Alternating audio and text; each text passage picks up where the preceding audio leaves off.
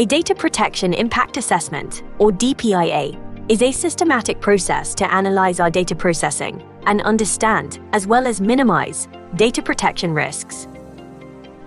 It is required under the data protection laws if our processing of personal data presents a high level of risk for the data subjects. The process of conducting a DPIA can be broken down into several steps. First, we need to identify if there is a need for a DPIA. This will be the case if we plan to process special category or criminal offense data, or to systematically monitor publicly accessible places on a large scale, or we plan to use systematic or extensive profiling of individuals with significant effects.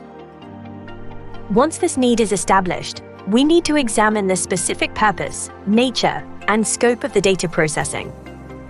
For instance, if we wanted to conduct surveillance, we'd have to answer questions like why, how, where, what, and who. After that, we need to consult others, such as business heads, data protection professionals, and crucially, the data subjects themselves. The next step is to decide whether our processing is necessary and proportionate, or if there are ways to achieve our purpose that are less intrusive than what we've chosen. We should only process the minimum amount of personal data that we absolutely need.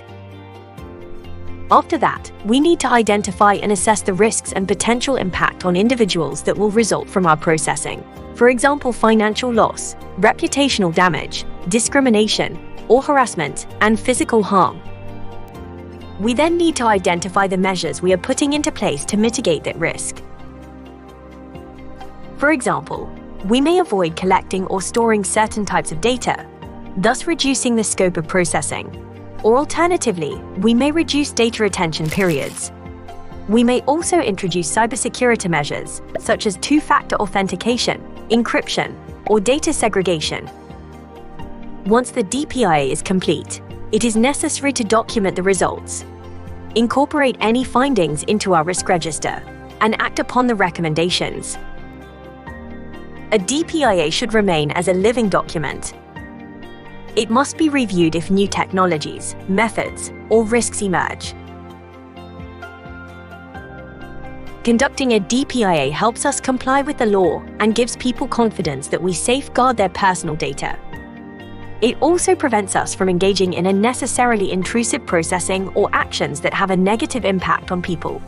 If you have any questions on DPIAs, speak to your manager or data protection officer.